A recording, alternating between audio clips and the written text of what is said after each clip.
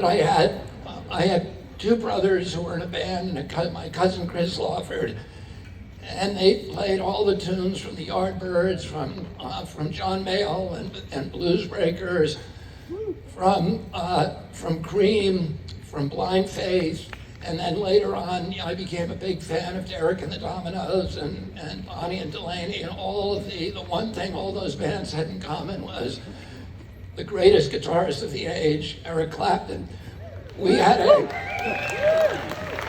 somebody had written graffiti on the wall of the sales shack that said, "Clapton is God." And that was a very, very common meme of the age because he was generally regarded as the greatest guitarist in human history. And during the COVID pandemic, and subsequently as we watched the war develop in Europe, Eric and I began talking with each other, and he became kind of one of the centers of resistance in Europe, one of the few public figures who was speaking out in a very gentle way, reminding all of us that we live in democracies, that freedom is our greatest asset, that we, particularly in an age when we have all of these intrusive technologies, AI technology, facial recognition, GPS, we have telephones that are listening to every conversation that we have all day, and Siri and Alexis, that at this age, when we're putting in place this kind of turnkey totalitarianism, it's particularly important for us to guard our constitutional rights, our civil rights, and human rights with a new and particular kind of energy. And he took tremendous incoming from breaking away from the lockstep. And again, very, very gently, he was reminding not only the general public, but the music community that rock and roll was about freedom. It was about resistance. It's about critical thinking. It's about celebrating human achievement and human creativity, and about expressing tremendous skepticism toward the rise that we're seeing now of this emergence of this corrupting collusion, this merger of state and corporate power that is threatening all of our institutions and our values. And Cheryl just talked a minute ago about the unity that we're seeing on the campaign trail with independents and Republicans and Democrats coming almost in equal numbers to all of my events. And what I said when I made my announcement in Boston is I'm going to spend this time talking about the values that we have in common, that we share with each other, rather than the little issues that keep us apart and that oftentimes feel like they're being orchestrated to keep us apart. And though the issues that I find that we have in common are much, much more numerous and much more important to us. Everybody wants us to take care of our veterans. Everybody wants everybody wants us to give our children, provide our children with communities that give them the same opportunities for dignity and enrichment and prosperity and good health as the communities that our parents gave us. Everybody wants clean water, clean air. We want to protect our Purple Mountains majesty. We want to make sure that people are treated fairly, that if you work hard, you play by the rules, you can have a good life in this country. And all of these issues are things that Americans feel deeply about, and they're much more important than the issues that are being used to drive wedges between us. And we need to start being gentle with each other. We need to start being kind. We need to start being able to talk with people whom we disagree in a way that is respectful, that is congenial, and that reunifies this country. I took a trip recently on the campaign to San Francisco, and Michael Baum is here tonight, who was whose firm was the lead firm in the Monsanto case. And, we had 3 trials that we tried in quick succession. It kept us for many, many months in San Francisco. And in the mornings, I would walk from my hotel room before court and go down to Union Square to exercise there, to a gym there. Union Square, most of you have been to San Francisco, but it's like the Fifth Avenue of San Francisco. It has all the great iconic American stores like Bloomingdale's and Macy's and Nordstrom's and Gap and Old Navy and Levi. And it has the European store, mega stores, Gucci and Di Lavali and Burberry and Hermes and Prada and all of those stores. And people come from all over the world to see San Francisco. Many of them are coming to do their shopping in Union Square. I went to Union Square 3 weeks ago, and I was devastated by what I saw. All of those stores, without any exception, are closed. It's acre after acre of plywood. And they point to this chaotic situation that is happening on the streets with the homeless population. There are now 525,000 homeless in our country, but half of the unsheltered homeless are in California. We only have 12% of the population in this state, but half the unsheltered homeless are here. And my assumption is that homelessness was linked to drug addiction, it was linked to mental illness, it was linked to extreme poverty, and that many of those homeless were people who came from other parts of the world because other parts of the country.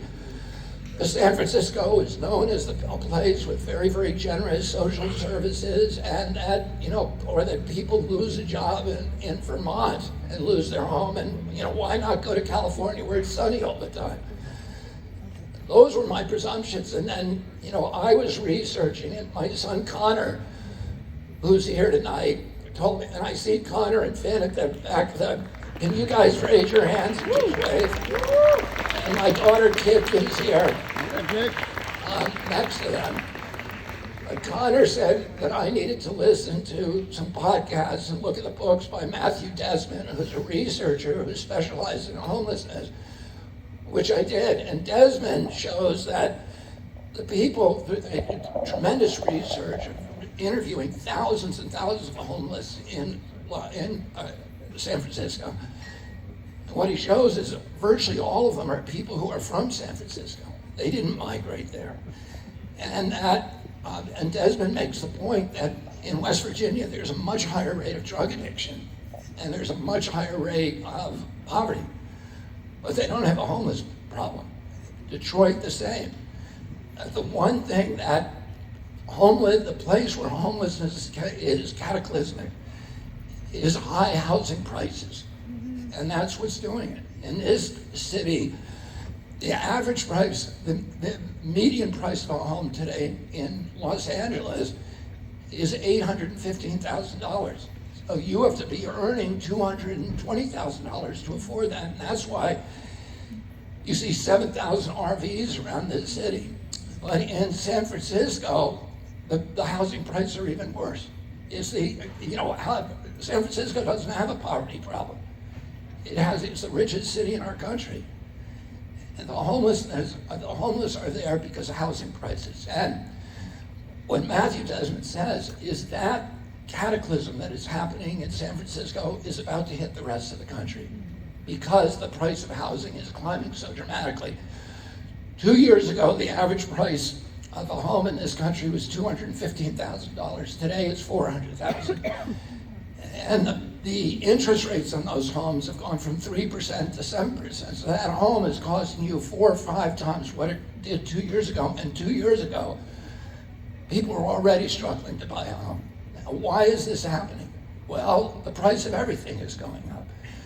Food, and that's a function of the inflation, which ultimately is a function of our need to print money, $8 trillion to pay for wars, and $16 trillion to pay for the COVID lockdown.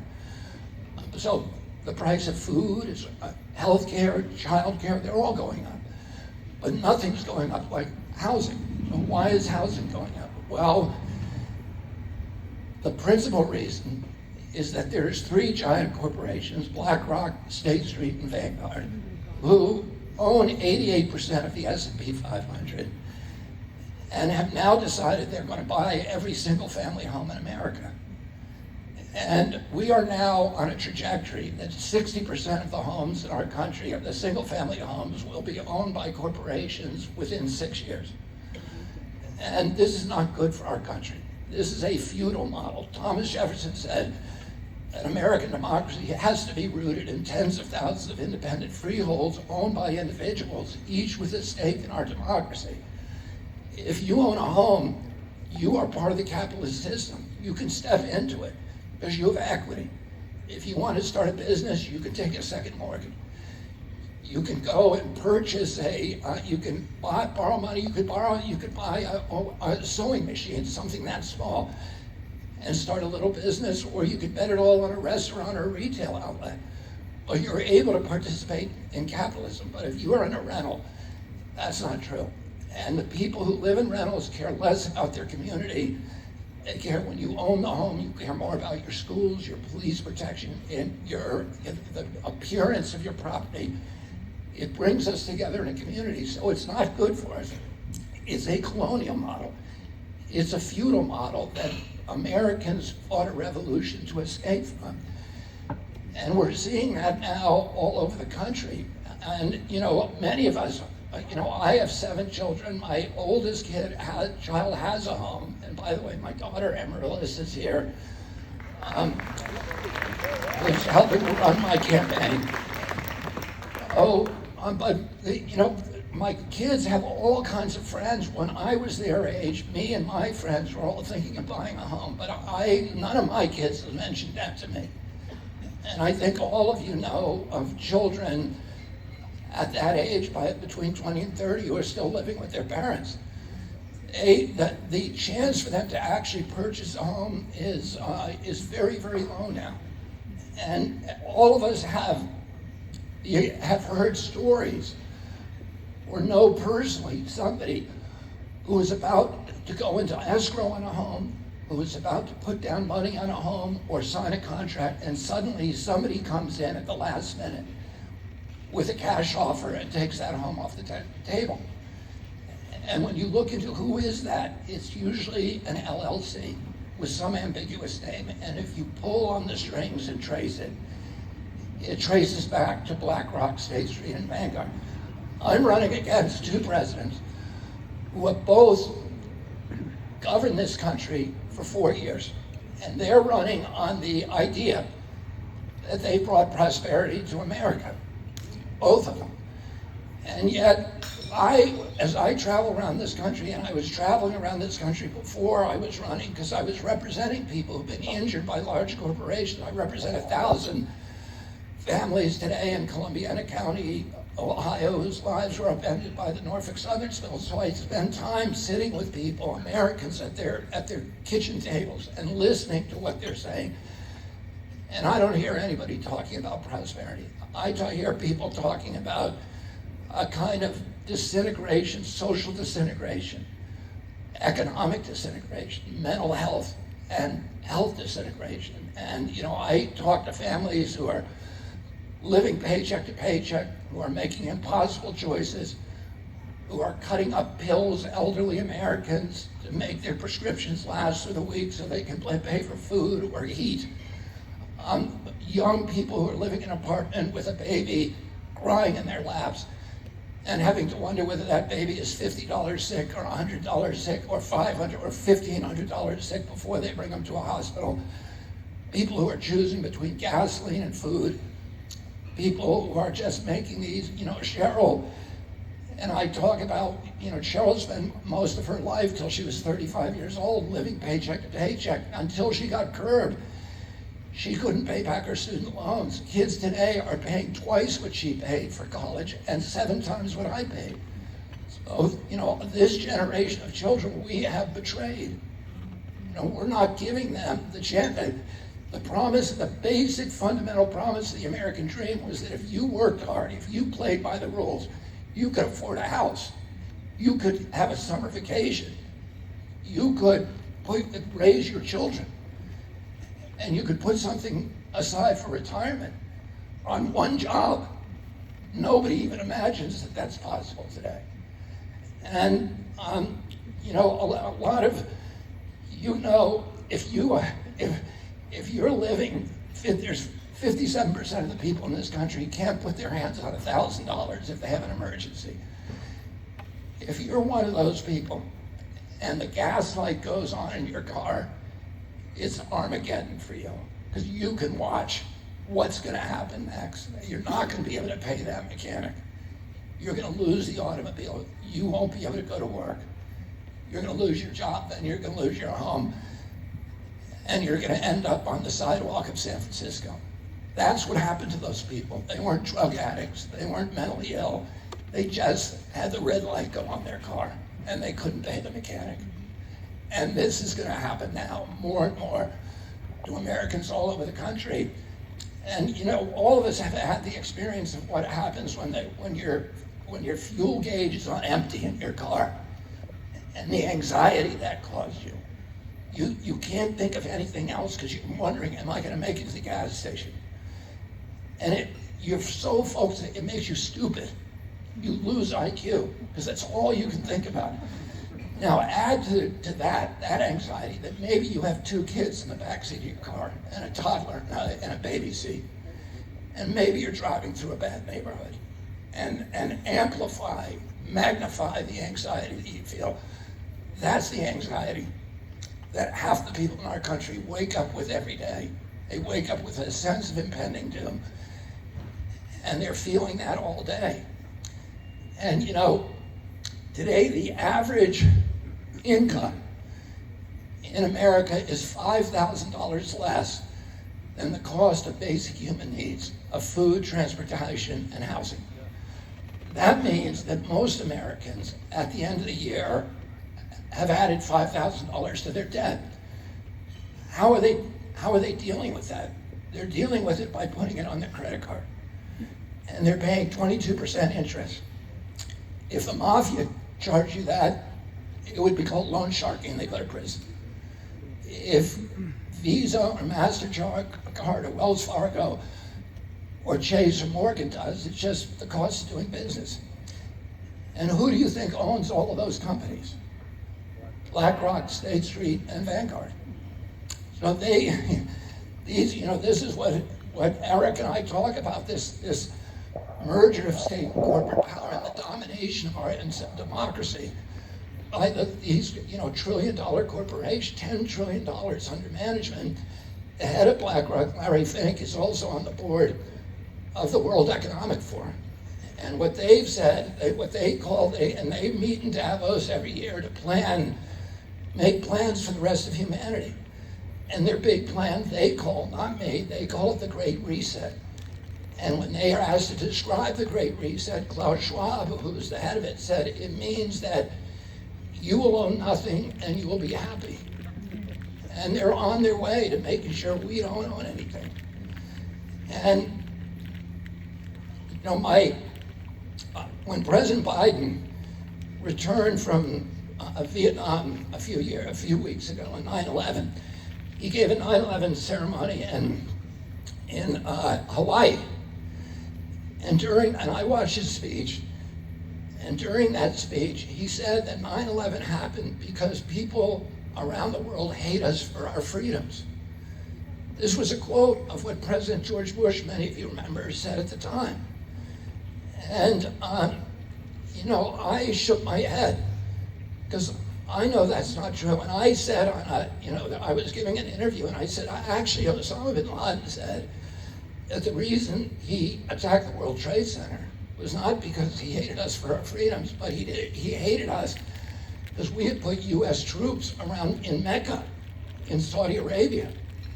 And so among our 800 bases around the world are two giant ones in Saudi Arabia, in the sacred land. And he said, it's the duty of every Muslim to make sure that there is no infidel soldiers anywhere near Mecca.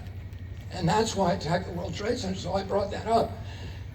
And he pushed back on me and said, and he said, but people do hate us for our freedoms. I said, that's not true. I'm going to tell you this brief story and shut up and let you listen to what you really came here to hear. When I was a little boy, when I was 11 years old, in 1964, my father took me and 3 of my siblings to Poland with my mom. And we went to Poland. It was less than a year after my uncle was killed. And the communist government of Poland did not want us in Poland. And so my father went at the invitation of a human rights activist, and they blacked out all of the state-owned media, which is all the media in Poland, any news of our arrival. In fact, before we went to Poland, we went to stores around New York, in Washington, D.C., and we bought presents and toys for the kids in an orphanage that we were going to visit in Poland. And when we got to the orphanage, all the children had been removed by the government because they didn't want them to have any contact with our family.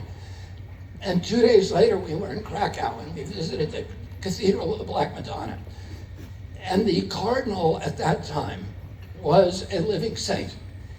He had resisted the communists, he had been jailed, he had been tortured. He had handled his suffering, endured it with such piety and dignity that he had inspired a religious resurgence in the Catholic faith in Poland. And everybody knew that as soon as he died, he was going to be beatified for the Catholic Church. And for young Catholic kids, it was the biggest thrill of our lives to meet this cardinal. And we went to meet him. Krakow Square was empty. It looked like a mile. It's the biggest square in Europe. It looked like a mile long. And 4 hours later, when we came out from our meeting, there were 1 million people waiting for us because they had heard from word of mouth that we were there. And the city had emptied out. And the embassy limo was surrounded by people, and we were stuck there for 2.5 hours. My father went on the roof of the car, dragged us all up on the roof, and he made a speech. And then they started singing. And the crowd sang "Sto lat," which means "May you live forever." And then they started singing the Polish national anthem, which was a criminal offense at that time. And they sang it again and again and again. And I watched these crowds. I was a little 11-year-old kid signing autographs for the first time in my life, watching the crowd with tears pouring down people's faces and this electric energy, people reaching up to try to touch my dad because they loved our country. They loved us for our freedoms. And then we went to France, we went to Germany, we went to Greece, we went to Italy, and we went to Britain, and the same thing happened everywhere. People don't hate us for our freedoms. That's propaganda. People love us for our freedoms. And we need it.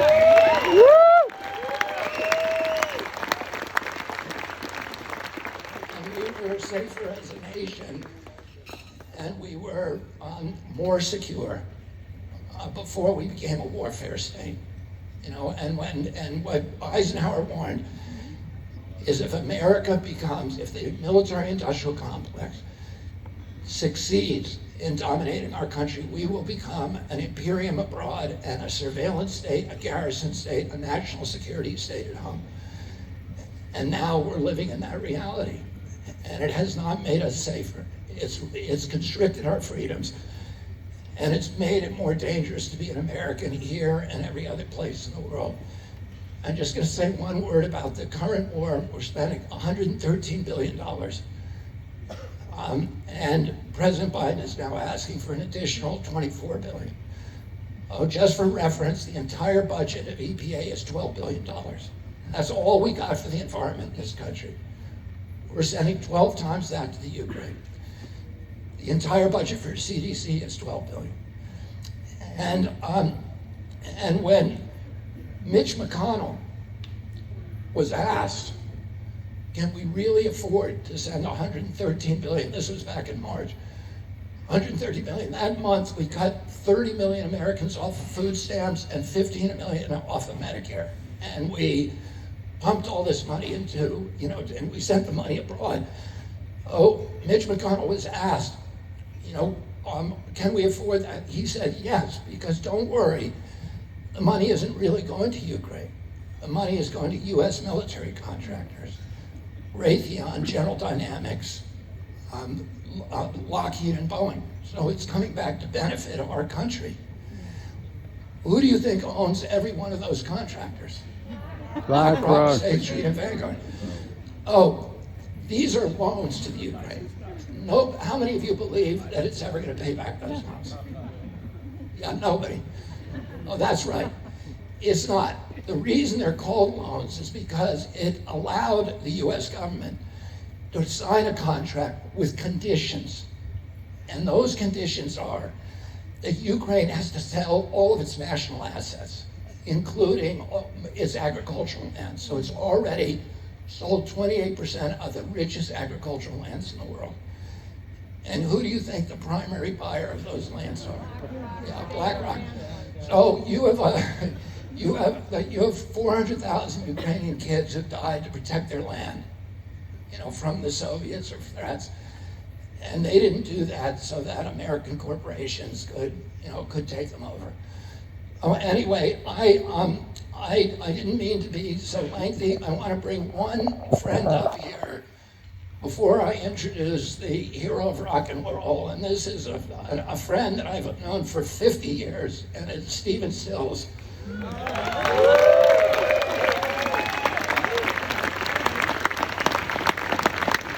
And Stephen is going to be playing with Eric this week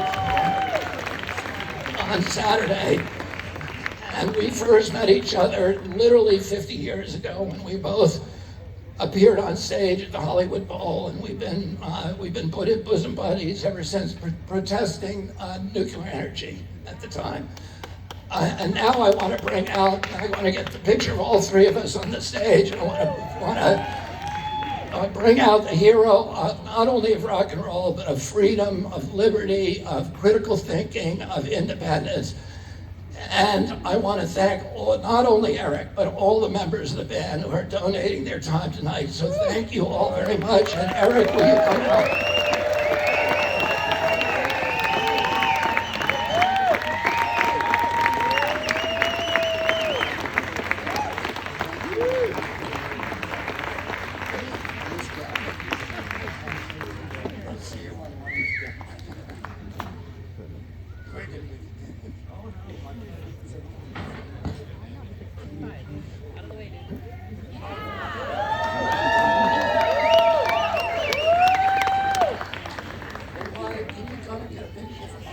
Can you come get a picture from behind so we can see the crowd?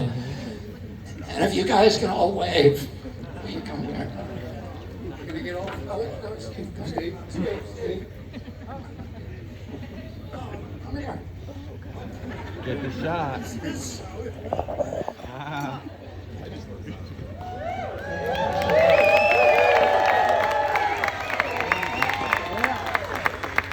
Introduce me to everybody. One at a time. Eric has offered to do selfies with everybody in this audience. They know I'm kidding. You want to play or do you want to? Yeah, everybody wants you to play.